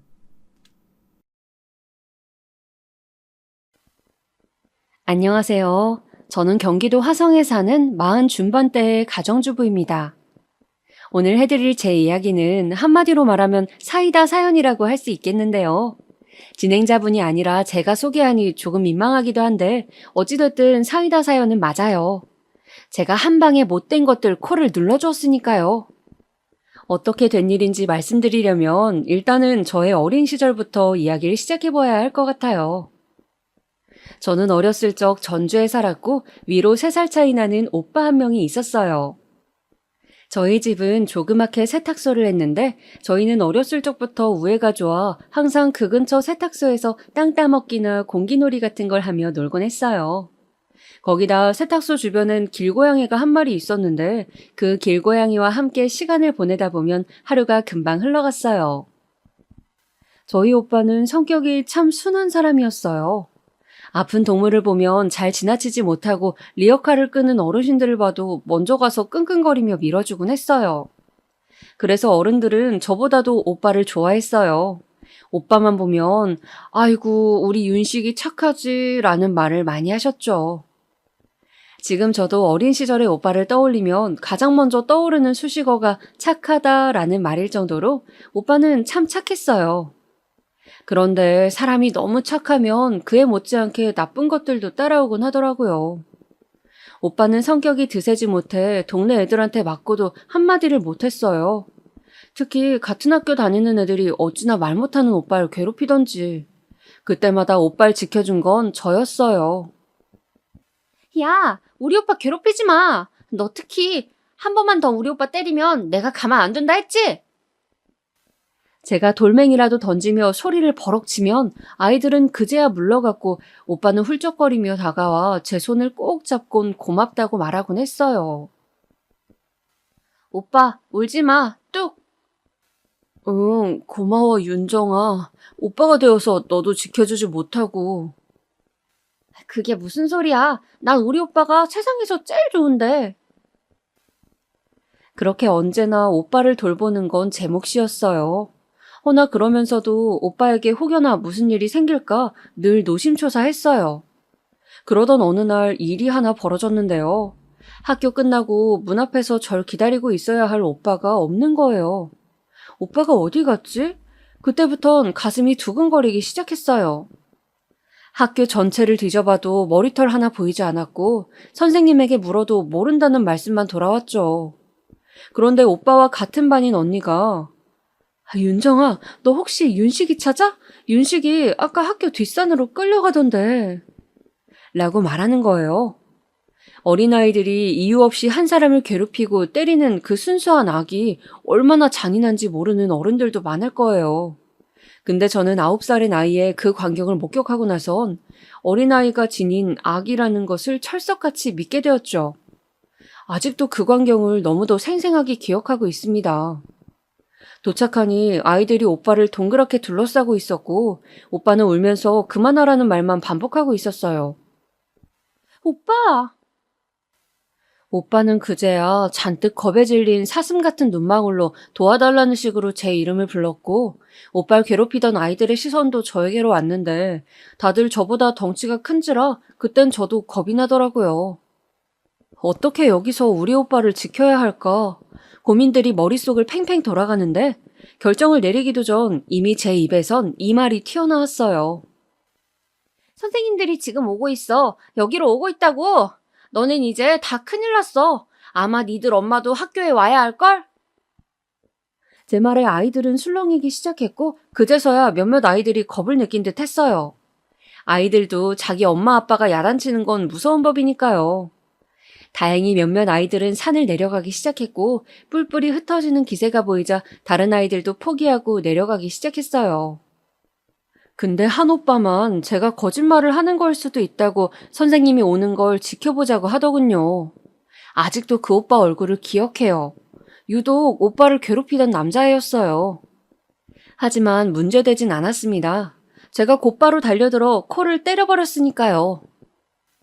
그렇게 결국 모든 아이들이 사라지자 오빠도 저도 마음을 놓았습니다. 미안해 윤정아, 나 때문에 너까지 다칠 뻔했어. 왜 왔어 그러게. 오빠가 끌려갔다는데 어떻게 안 와? 오빠는 제 앞에서 엉엉 울며 저를 부둥켜 안았고 저는 괜시리 눈물이 울컥 터질 뻔했지만 일단은 안전하게 오빠를 집까지 데리고 가 흙도 씻겨주고 상처도 소독해 주었어요. 근데 오빠는 이 일로 무슨 변화가 생긴 건지 앞으로는 절대 맞고 살지 않겠다고 하더라고요. 아마도 자기 때문에 저까지 다칠 뻔했다는 걸 인지하고 나자 동생을 지키려는 마음에서 그랬던. 그 후로 저희 오빠는 가난한 형편에도 엄마에게 졸라 동네 태권도장까지 다니며 열심히 몸을 단련시켜 갔어요. 옆에서 헥헥거리며 힘들어하는 오빠를 보면 안쓰럽기도 했지만 오빠는 그럼에도 계속 수련하듯 열심히 하더라고요. 그리고 중학교 올라갈 때쯤 되니까 아무도 오빠를 건들지 못하더라고요. 오빠의 동생인 저까지도요. 사실 저희가 중학생이 되면선 부모님이 잘 안 되는 세탁소를 팔아버리시고 고물상을 시작하셨는데 그것 때문에 놀림감이 되곤 했어요. 고물상 하면 요즘은 돈을 잘 번다는 인식도 있지만 그때 아이들이 그런 걸 알 턱이 있나요? 무조건 저와 오빠만 보면 냄새가 난다는 이유로 따돌림을 하고 놀이에 끼워주지도 않았어요. 고물상하는 집안이라는 이유로 그런 취급을 받으니 어린 마음에 너무 속상하기도 하고 억울하기도 하더라고요. 괜히 부모님이 원망스럽기도 하고요. 허나 그때마다 오빠는 오빠답게 듬직하게 제 손을 잡으며 윤정아 괜찮아. 마음 아파하지 마. 저런 애들 말에 휘둘리면 지는 거야. 나중에 네가 저 애들보다 훨씬 잘 될 거야. 라는 말을 해주곤 했어요. 그리고 저는 오빠의 말대로 정말 그렇게 생각하려고 노력했던 것 같아요. 아마 제가 중학교부터 고등학교 시절까지 반항하지 않고 학교 생활 착실하게 할 수 있었던 건 모두 오빠 덕일 겁니다. 절 붙잡아준 오빠가 아니었더라면 괜히 반항심을 일삼고 막 나갈 수도 있었을 테죠. 그러다 제 인생에 그림자가 드리워진 건 대학교를 가기 전이었는데요. 사실 공부는 열심히 했고 성적도 잘 나왔지만 저희 집안은 돈이 없어 대학 진학을 망설이고 있었어요. 저 때야 모두가 대학을 가는 분위기도 아니었고 저도 오빠 따라 공장이라도 다녀야 할까 생각하는데 그 생각이 들 때마다 너무 우울하더라고요.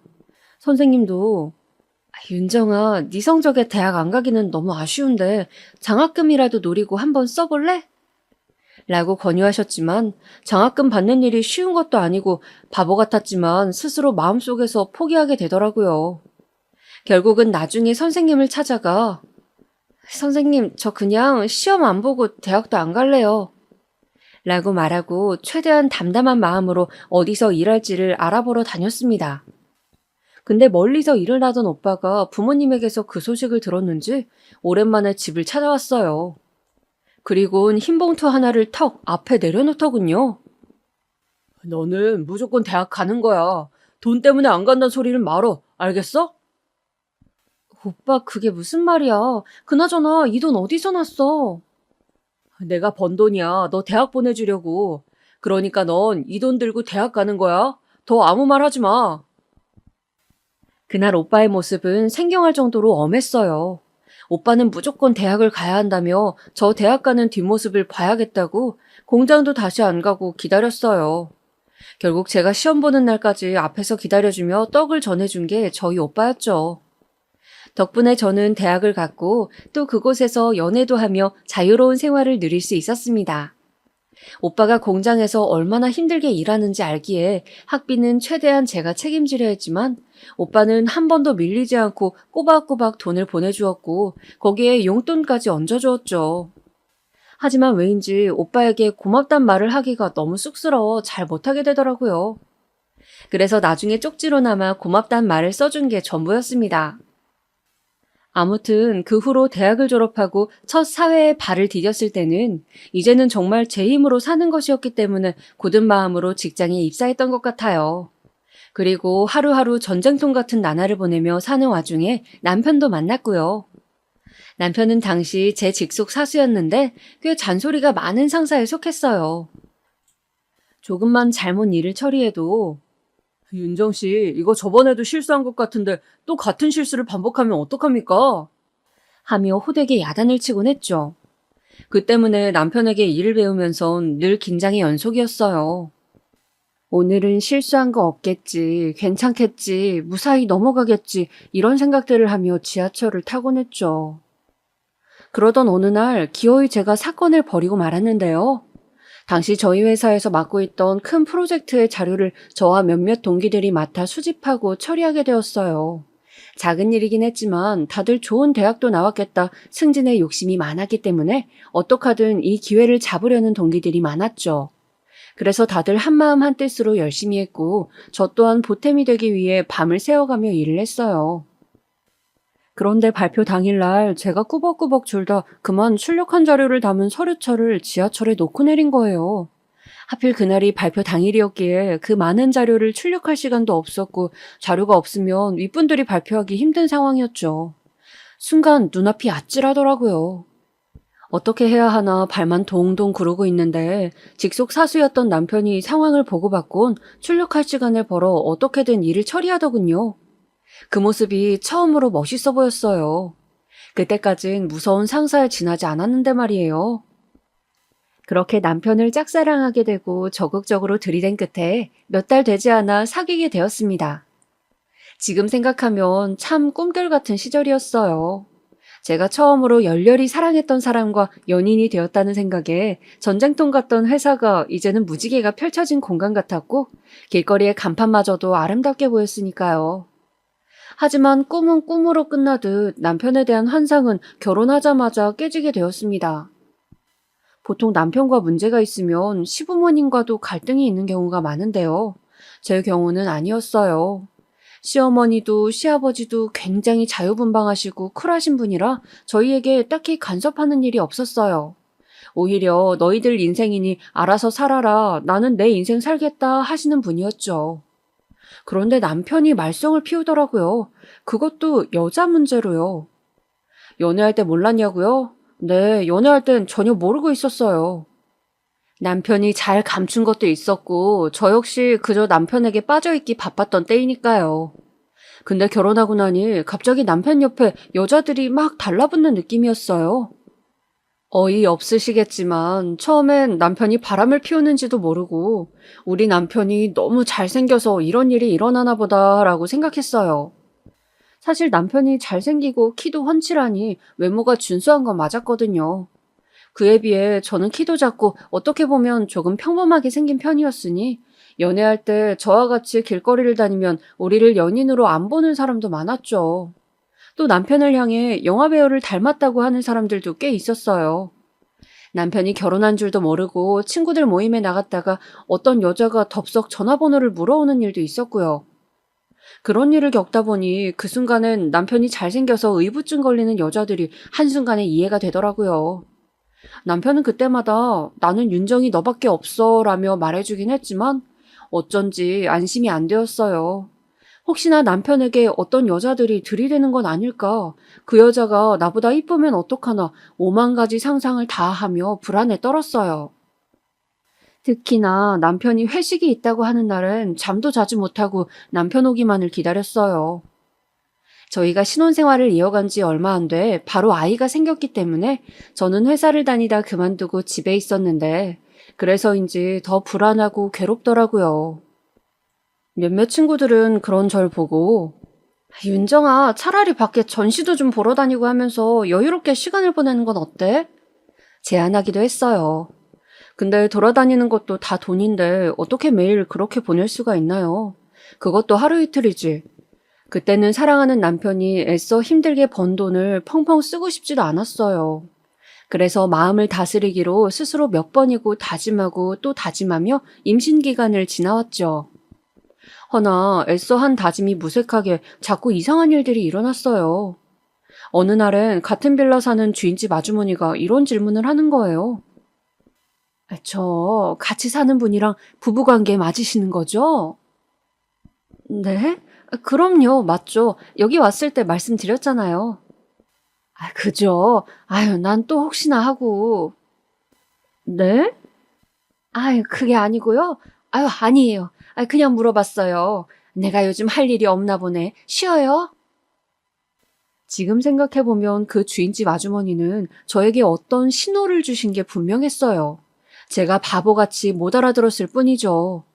근데 그날은 여자의 촉이 발동했는지 주인집 아주머니가 가고 나서도 괜히 찝찝하고 속이 불편해서 남편이 들어오자마자 이런 일이 있었다고 얘기를 했어요.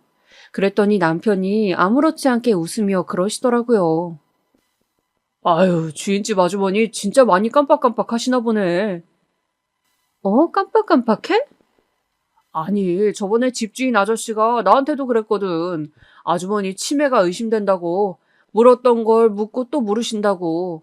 나한테 푸념하시더니 자기한테도 가서 그랬나 보네. 그나저나 정말 치매이시면 어쩌지? 요즘은 조기 치매 이런 것도 있다던데. 아, 그랬구나. 난 또 그것도 모르고 괜히 자기 의심했네. 미안해. 아니야. 그냥 다음부터는 의심하지 말고 이렇게 얘기해줘. 얘기해주니까 오히려 고맙네. 그날 저는 남편을 의심해야 한 걸 미안해하며 정성껏 차린 밥상을 내어주고 다음날 입고 나갈 옷을 다리며 한 침대에서 잠에 들었습니다. 제 인생에서 가장 후회되는 순간이죠. 차라리 이때 모든 걸 바로잡았어야 하는데 말입니다. 아무쪼록 그렇게 몇 달 후 아이를 출산하게 되었고 친정집에서 산후조리를 한 후 다시 집으로 돌아오게 되었어요. 그때부터야 처음 하는 육아로 몸이 10개여도 모자랄 정도로 바빠졌죠. 다행히 친정엄마가 가끔 일도 내팽개치고 도와주셔서 수월하긴 했지만 하필 남편이 그때 회사에서 큰 프로젝트를 맡는 바람에 모든 걸 저 혼자 해결해야만 했습니다. 여보 미안해. 요즘 회식도 많고 너무 일이 바쁘네. 우리 민수는 잘 있었어? 잘 있었어. 난 괜찮으니 당신 회사 일에 집중해. 괜히 신경 쓰지 말고. 남편 혹시나 일하는데 방해될세라 가끔은 너무 졸려 코피까지 쏟아가면서 모든 걸 홀로 떠안고 있었죠. 그러던 어느 날 힘들고 고되던 삶에 휴식 같은 일이 생겼는데요. 오빠로부터 저도 볼 겸 애기도 볼 겸 집으로 가겠다고 연락이 왔어요. 가까이 살아도 아이 낳고 생활이 너무 빠듯해 한동안 못 봤던지라 저도 보고 싶더라고요. 그래서 오빠를 집에 초대해 맛있는 것도 만들어주고 시간을 보냈죠. 당시만 해도 저는 오빠가 무슨 일을 하는지 몰랐던 터라 오빠가 계속 평범하게 일을 하고 있는 줄로만 알았습니다. 오빠도 그렇게 말했고요. 근데 한참 이야기를 나누다 오빠를 보내기 위해 마중을 나갔는데 까만 양복을 입은 건달 같은 아저씨들이 오빠를 기다리고 있더라고요. 그걸 보고 왜 저런 사람들이 우리 오빠를 기다리지 하는 생각이 들어 나중에 오빠한테 물어봤어요. 오빠, 근데 그 사람들 누구야? 오빠 기다리던 사람들. 되게 건달같이 생겼는데 누가 보면 오빠가 진짜 건달인 줄 알겠어. 그런데 오빠가 제 눈치를 한번 보더니 이런 말을 하더군요. 저 윤정아, 사실은 말이다. 나 요즘 건달 노릇한다. 돈 벌려고 시작했는데 어쩌다 보니 계속 하게 됐네. 사람 패고 그러는 건 아니고 그냥 구역 관리만 하고 그래. 뭐? 오빠가 건달이라고? 오빠와 건달, 매치가 안 돼도 너무 안 되었습니다. 처음엔 오빠가 장난을 치는 건 줄로만 알았죠. 근데 기억 속에 그 검은 양복 아저씨들을 생각하면 입이 벌어졌어요. 더군다나 건달이라면 쇠파이프 들고 사람 해치고 다니는 그런 일일 텐데 쉽사리 받아들일 수가 없었죠. 저는 난리가 났어요. 엄마 아빠도 아는 거냐, 아시면 어쩌려고 하냐 소리까지 지르게 되었죠. 오빠는 아무 말 없이 그저 제 말을 듣다 조용히 끊더라고요. 저는 전화를 끊은 뒤로도 충격에서 벗어나지 못했습니다. 우리 순하디 순한 오빠가 도대체 왜 건달이 됐나? 설마 내 대학 등록금 벌려다 그 길로 들어선 건가? 죄책감마저 들며 한동안 밤잠을 이루지 못했습니다. 아무래도 육아 때문에 힘든데 오빠 문제까지 겹치니 사람이 정말 죽겠더라고요. 거기다 제 이야기를 들어줄 사람이 없으니 더욱 그랬어요. 누구보다 남편에게 이 일을 털어놓고 싶었지만 창피해서 말할 수가 없겠더라고요. 많이 피곤해 보이는데 무슨 일 있어? 그렇게 보여? 아니야, 아무것도. 남편이 물어도 그런 식으로 무마하곤 했어요. 하지만 오빠에 대한 충격이 가시지도 않은 채 곧이어 청천벽력 같은 광경을 목격하고 말았습니다. 그날은 아이를 유모차에 태워 오랜만에 공원으로 산책을 나간 날이었어요.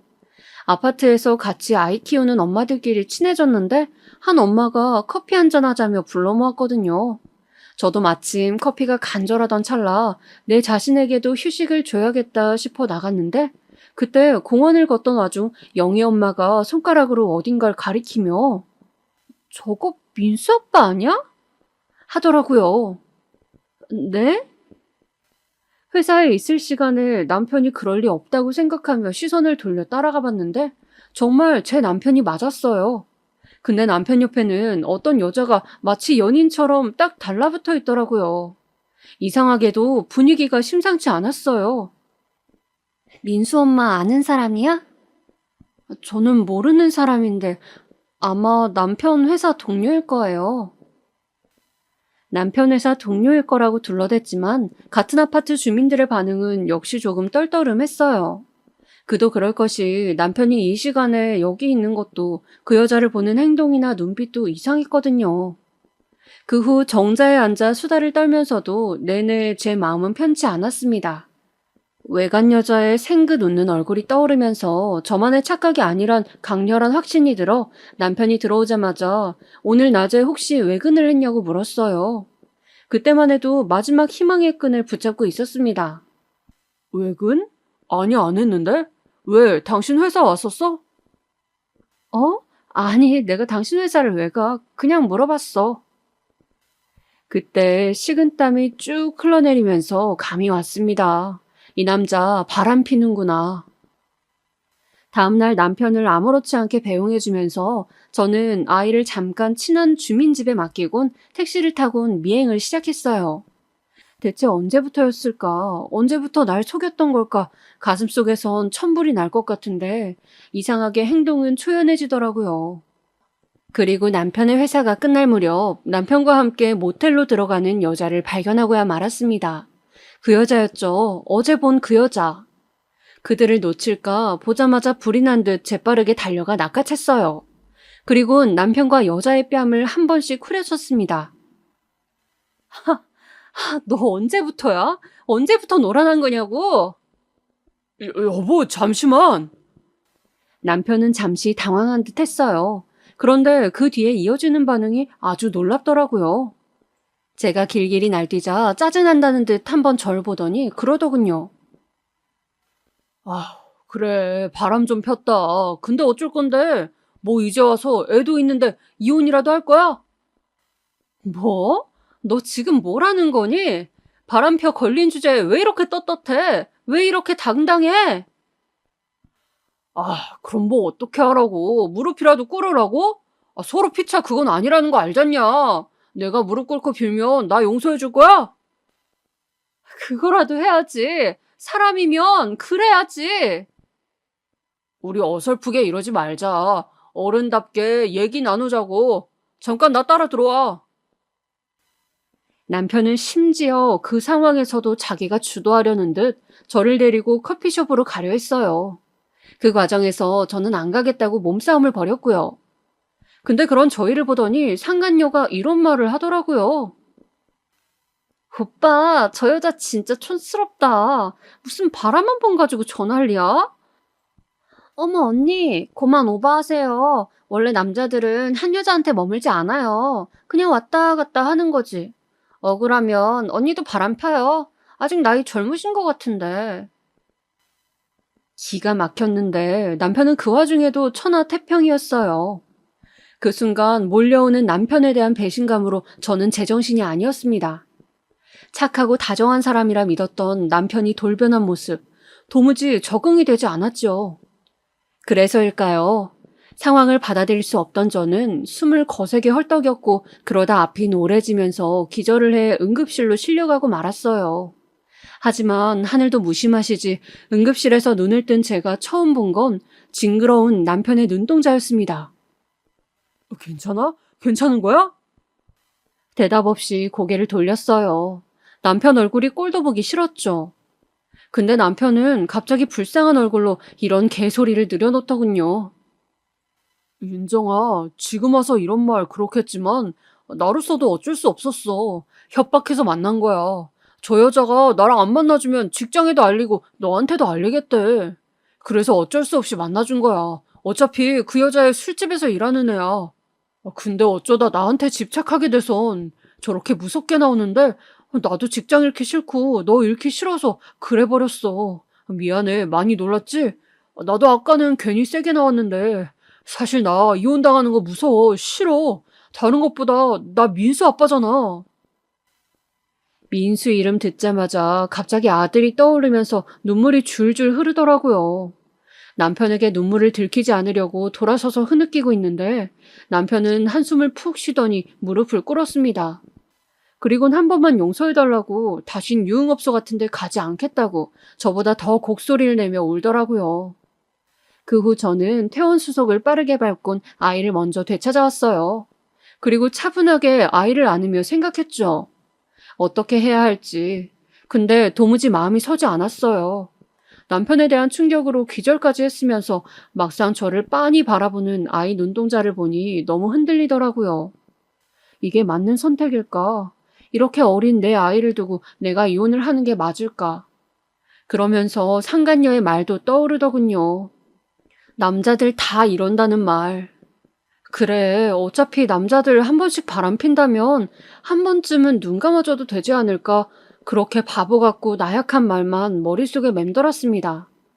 그래도 당분간은 남편 얼굴 보고 싶지 않아 친구 집에 있었어요. 친정집에 갈까 생각했다가 괜히 엄마 아빠 얼굴 보면 무너질 것 같더라고요. 그래서 그냥 아이와 함께 친구 집에서 남편 이야기를 하며 몇 번이고 울고 또 울며 한스러움을 토해내다 집으로 돌아왔습니다. 남편이 한 번 바람을 걸린 후에야 뭐 완전히 남남처럼 살았습니다. 남편은 걸리고 나서 반짝 저에게 잘해주었지만 다시 바깥을 돌았고 저 역시도 남편이 없는 것처럼 투명인간처럼 지냈거든요. 처음에는 남편 밥도 해주지 않았어요. 알아서 먹고 들어오라는 식으로 말했죠. 퍽 불만스러운 표정이었지만 자기도 어쩔 수 없는지 곧 적응이 되어 저녁은 꼬박꼬박 잘 먹고 들어오더라고요. 물론 부부싸움은 전보다 훨씬 빈번해졌어요. 같이 있을 때 서로 말 한마디 걸지 않았지만 한번 말을 트면 바로 싸움으로 이어졌죠. 남편이 아이에게 책임과 의무만큼은 다해주길 바랬지만 그걸 지키지 않을 때가 많았거든요. 우리 민수가 놀이공원 가고 싶다 했던 거 잊었어, 당신? 내가 지금 당신한테 잘하라는 거 아니잖아. 민수 생각 좀 하라고. 아이씨, 내가 바쁘다고 몇 번 말했냐? 너는 매사 유도리가 없어. 나도 돈 버느라 바쁜 거야. 돈 버느라? 여자 만나느라가 아니고? 그만해라. 내가 말했지? 유흥업소 여자라고. 이제 안 다닌다고. 거짓말이 분명했어요. 기대조차 하지 않았어요. 아니, 기대하지 않으려고 노력했습니다. 기대하지 않으면 실망도 없는 법이니까요. 저는 남편이 그 후로 바람을 피는지 안 피는지 애써 확인하려 들지 않았습니다. 의심 가는 정황이 있더라도 굳이 미행하려거나 하지도 않았어요. 그냥 애만 바라보며 살았어요. 우리 애만 기똥차게 잘 키우자 하는 심정으로요. 민수는 아들이지만 참 딸 같은 아이였어요. 어렸을 땐 저만 쫓아다니는 엄마 바보였고 좀 크면서 사춘기가 왔을 때도 가끔 공부 많이 시킨다고 투정은 부렸지만 그래도 늘 웃는 얼굴로 엄마 하며 잘 따랐어요. 밥도 엄마 밥이 맛있다고 가끔은 학교 급식도 안 먹고 와선 밥을 달라 하고요. 그런 면에서 좀 귀찮긴 했지만 그래도 제 아들인데 왜 못해주겠어요? 아들 좋아하는 밥상을 가득 차려놓고 기다리는 순간이 어쩔 땐 설레고 좋았어요.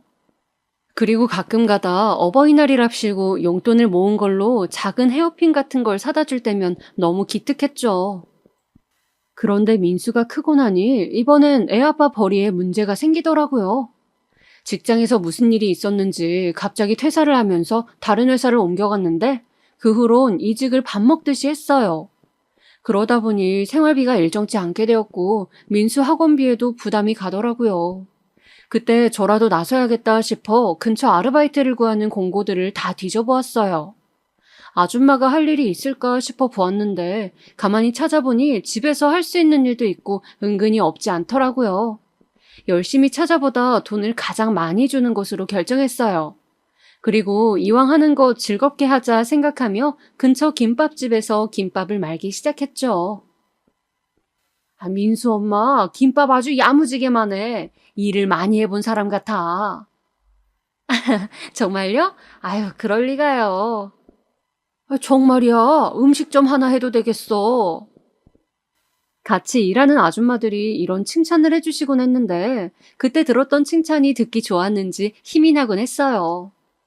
더군다나 우리 아들이 저 일하고 들어오면 어깨도 주물러주고 마사지를 해주었는데 사실상 그게 제일 큰 힘이었죠. 그 와중에도 남편은 여전히 나 몰라라 하는 생활을 하고 있었어요.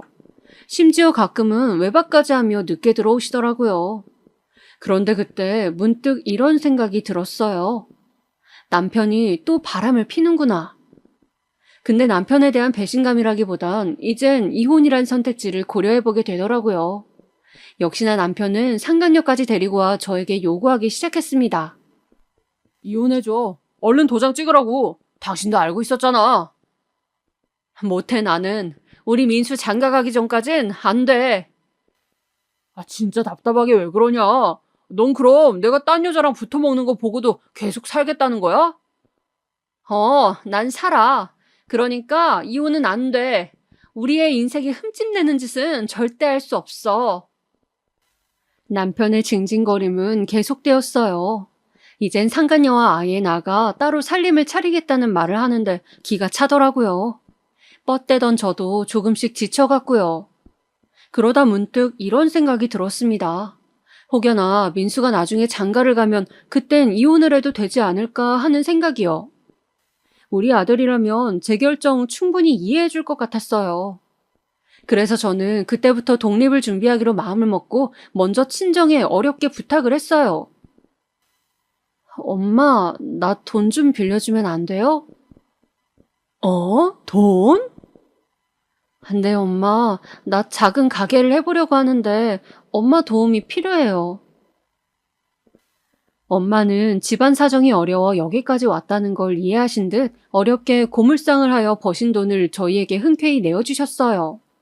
그리고 전 소자본으로 시작할 수 있는 곳을 알아보다가 상가에 작은 독서실을 하나 내기로 마음먹었어요. 마침 아파트가 지어지고 있는 터라 전망도 있을 것 같았고 학생들과 성인이 이용할 수 있는 독서실이라면 수입도 꽤 짭짤할 것 같았어요. 남편은 제가 독서실을 낸다 하니 코웃음을 쳤어요. 뭔 놈의 독서실이야. 집에나 있지. 당신이 그럼 돈을 벌어 갖다 주던가. 이렇게 말하자 남편은 하늘 같은 남편 무시하냐며 길길이 날뛰었지만 무시해버렸어요. 그리고 독서실 운영에만 집중했죠. 막상 몇 달 해보니 관리라는 게 어려울 것도 없었어요. 학생들이나 학부모님들이 와 물으면 이용 방법을 안내해드리면 되었고 비용 같은 것만 잘 관리하면 되었어요. 대신 쾌적한 환경을 만들기 위해 청소는 열심히 했어요. 이대로만 하면 민수 결혼 자금까지 문제 없겠다는 생각에 기분이 너무 좋았어요. 거기다 우리 민수는 수험생활 내내 제가 낸 독서실을 이용했는데 그 결과 원하는 대학까지 턱 붙어주었지요. 독서실 장사가 잘 되자 무엇보다 엄마에게 너무 감사한 마음이 컸죠. 그래서 엄마 칠순잔치날 좋은 걸 선물해드리고 싶어 뭐가 있을까 고민하다 요즘 관절이 안 좋다는 게 생각이 나 안마의자를 집으로 배송해드렸죠. 그리고 칠순잔치도 일부러 좋은 호텔의 한식당에서 열었어요. 아유, 뭐 이리 돈을 많이 써. 엄마는 손사래를 쳤지만 그냥 딸 선물이라며 받으라 했네요.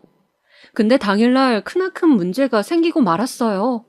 그 전날 외박한 남편이 분명 시간에 맞춰 오겠다고 했는데 나타나지 않는 거예요. 얘, 김서방은 왜 안 오니? 엄마, 시간 맞춰 오겠다고 했는데. 남편의 지각에 엄마는 티내지 않으셨지만 오빠는 단단히 불편한 표정이었습니다. 일단 잔치는 진행해야 했기에 인사도 나누고 그러고 있는데 그러던 중 남편이 등장했습니다. 마치 영화의 한 장면처럼 등장한 남편은 옆에 누군가를 끼고 있더라고요. 어떤 젊은 여자였어요. 곱슬머리에 짧은 미니스커트를 입고 있었던 여자는 남편 옆에 찰싹 달라붙어선 저를 빤히 쳐다보더라고요. 순간 남편이란 작자가 드디어 미쳤구나라는 생각이 들어 달려갔죠. 뭐 하는 짓이야? 지금 여기 우리 엄마 칠순잔치야. 당장 저 여자 안 내보내? 칠순잔치인 거 아니까 그만 말해. 나 일부러 여기 온 거야. 이 여자랑. 네가 행여나 이혼 안 해줄까 봐. 뭐? 나 이 사람이랑 살 거야. 그러니 얼른 이혼 도장 찍어. 내가 오죽하면 이러겠냐? 이렇게라도 안 하면 네가 매달릴까 봐. 애 때문에라도 살자고 할까 봐 무서워서 이러는 거다. 이제 너만 빠지면 돼. 그럼 모든 게 완벽해. 이 나쁜 놈의 자식. 어떻게 여기까지 와선 끝까지. 분노로 온몸이 떨려왔지만 사람들 다 보는 앞에서 상간녀를 데리고 와 이혼을 요구하는 남편의 모습에 수치심으로 온몸이 달아올랐어요. 그런데 그때 오빠가 조용히 나섰어요. 잠깐 나 좀 따라오지. 왜요? 따라오라면 따라와. 오빠의 묵직한 한마디에 남편은 잠깐 머뭇거리더니 상간녀를 그 자리에 두고 오빠를 따라 나섰고 오빠가 일어나면서 동시에 몇몇 사람들도 같이 밖으로 나갔어요. 저는 남편이 나가자마자 화장실로 뛰어가 얼굴을 감싸주고 울었고요. 근데 아무리 울어도 진정이 안 될 무렵 누군가 화장실 문을 똑똑 두드리더군요. 나와봐봐 얼른. 오빠였어요. 오빠는 사람이 없는 틈을 타 여자 화장실로 왔고 눈물을 닦으며 나간 저를 말없이 꼭 끌어안아 주었습니다. 그리고 오빠는 제가 진정이 되자 엄마와 아빠를 모셔놓고 대강 상황 설명부터 해주었어요. 남편이랑은 이혼을 하는 게 좋겠다고, 하지만 좋은 변호사를 써서 최대한 위자료를 많이 받아내자고요. 알겠어, 그렇게 할게. 아무래도 그럴 생각이었어. 알아놓은 변호사가 있어. 잘했어. 상간녀랑 놀아난 증거 같은 것들도 비용은 걱정 말고 흥신소 써서 다 모아두고. 오빠는 그날 우는 저를 꽤 많이 다독여주며 이런저런 좋은 이야기를 해주었어요. 그러면서 저놈 직장도 못 다니게 해놨으니 걱정 마. 오빠가 어떻게? 오빠 후배들 왔었어. 잔칫날 얼굴 한번 본 적 없는 남자들도 많이 참석했는데 엄마가 오빠의 친구들이라길래 그런가 보다 하고 있었어요. 근데 알고 보니 건달들이었더라고요. 오빠는 건달을 이제 그만뒀지만 예의로 참석한 후배들이라며 하나하나 소개했고 저도 얼떨결에 인사를 하게 되었습니다. 걱정하지 마. 가볍게 이야기만 했으니까. 오늘은 들어가서 민수랑 푹 쉬어. 민수야, 엄마 잘 부탁한다. 오빠는 저에게 가벼운 이야기만 했다고 했지만 뒷산으로 끌고 가 한 게 가벼운 이야기는 아니었던 듯 했어요. 바로 그 다음날 남편이 울면서 전화가 왔으니까요. 내가 미안했어. 내가 경솔했다. 그러니 제발 형님에게 잘 좀 말해줘라. 내가 니네 오빠 그렇게 무서운 사람인지 몰라서 그랬던 거야. 남편의 목소리엔 한 번도 들어보지 못한 공포마저 느껴졌어요. 오빠가 어떻게 했는진 모르겠지만 저야 통쾌했죠. 그리고 한바탕 일이 끝나고 났을 땐 오빠에 대해 제가 몰랐던 부분들을 듣게 되었는데요. 엄마가 저를 붙잡고 말씀하시더라고요. 사실상 친정에서 해준 돈이 오빠가 해준 돈이었다고요. 오빠가 혹시 제가 친정에 도와달라고 하면 꼭 도와주라면서 목돈을 맡기고 갔대요. 네 오빠가 절대 말하지 말래서 안 했어. 너 알면 자기 돈 안 받을 수도 있다고 절대 말하지 말라더라. 그 순간 왜 주책맞게 눈물이 나오는지 그간 오빠를 미워했던 세월이 생각이 나 괜히 미안해지더라고요. 엄마는 그렇게 말하며 오빠를 용서하라고 했어요. 오빠를 이제 그만 미워하고 한 가족으로 받아주고 이해하자고 하더라고요. 저 역시 하나뿐인 제 가족 힘들게 살고 있을 적 가장 힘이 되어준 오빠를 받아주지 않을 이유가 없었습니다. 그래서 나중에 오빠를 직접 찾아가 꼭 끌어안으며 너무 미안하고 고맙다고 말해주었죠. 어린 날 저는 오빠를 지켜주던 사람이었습니다. 그런데 이젠 세상의 풍파에 맞서 오빠가 저를 지켜주고 있네요. 저는 지금 남편에게 최대한의 위자료를 받아내었고 재산분할 역시 무척 유리하게 하여 아들과 함께 잘 살고 있답니다. 무엇보다 우리 아들이 대학도 잘 다니고 있고 오빠와도 사이가 좋으니 이보다 마음 편할 날이 없을 것 같아요. 요즘은 왜 이렇게까지 이혼을 망설였나 하는 자책감과 후회도 가끔은 들곤 해요. 하지만 자식 위에 한 선택이었으니 후회는 없습니다. 그래도 만약 남편의 외도를 두고 고민하시는 젊은 여성분들이 있다면 자식 때문이라 하지 마시고 과감히 용기 내어 결단 내리셨으면 합니다. 부모를 위할 줄 아는 자식이라면 분명 이해해 줄 거고 이혼은 요즘 세상에 흠도 아니니까요. 긴 이야기 들어주셔서 감사하고 마지막으로 들어주신 여러분들 모두 복 받으세요.